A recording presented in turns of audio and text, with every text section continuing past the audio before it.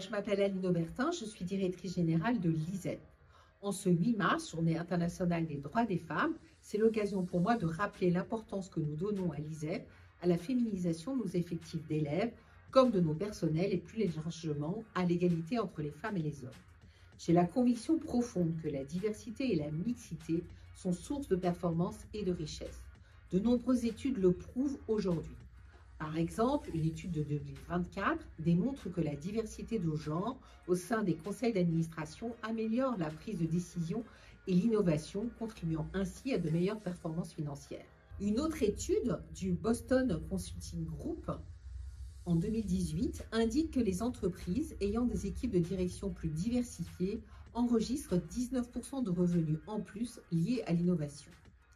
Cette conviction, je la partage avec l'ensemble des parties prenantes de l'ISEP, en particulier les entreprises qui souhaitent embaucher nos techniciens et ingénieurs, des femmes et des hommes, pour favoriser la mixité de leurs équipes.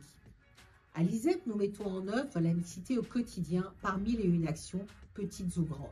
La diversité et la mixité ne s'obtiennent pas en appliquant quelques recettes miracles, mais plutôt par un engagement constant et une vigilance de chaque instant.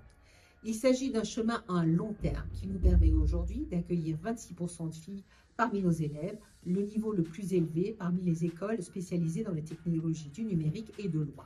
Cet engagement est également porté par l'ensemble de nos salariés. Notre index égalité femmes-hommes, l'index Pénico, est de 93, 3 points de plus par rapport à l'année dernière. Nos enseignants-chercheurs sont à parité malgré les difficultés de recrutement dans nos domaines d'expertise. Ce chemin est exigeant, mais il est essentiel. Plus de 4 étudiantes sur 10 ont déjà été découragées d'étudier dans le domaine du numérique et 63% des étudiantes ressentent le syndrome de l'imposteur selon les enquêtes GenderScan et Elle Bouge. Pourtant, 97% des filles sont fières d'être en école d'ingénieur et 99% d'entre elles recommanderaient les études d'ingénierie à des lycéennes selon une enquête de l'association Femmes Ingénieurs. Ces freins à l'orientation sont un véritable enjeu à l'heure où le numérique est partout dans les entreprises. Le numérique a besoin de tous les talents, entre autres pour développer l'intelligence artificielle et la cybersécurité. Il ne s'agit pas pour l'ISEP de recruter moins de garçons, bien au contraire. Nous manquons d'ingénieurs pour répondre aux besoins des entreprises. Il s'agit de recruter plus de filles. D'ailleurs, une enquête de femmes ingénieurs montre que 75% des garçons estiment qu'une plus grande mixité améliorerait l'ambiance de leur promotion et 50% pensent qu'elle améliorerait leurs conditions d'apprentissage. C'est ce que me confirment mes élèves.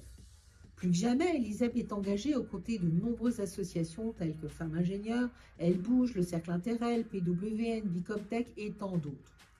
C'est cet environnement accueillant que nous cultivons à l'ISEP et que nous garantissons aux entreprises qui s'engagent à nos côtés.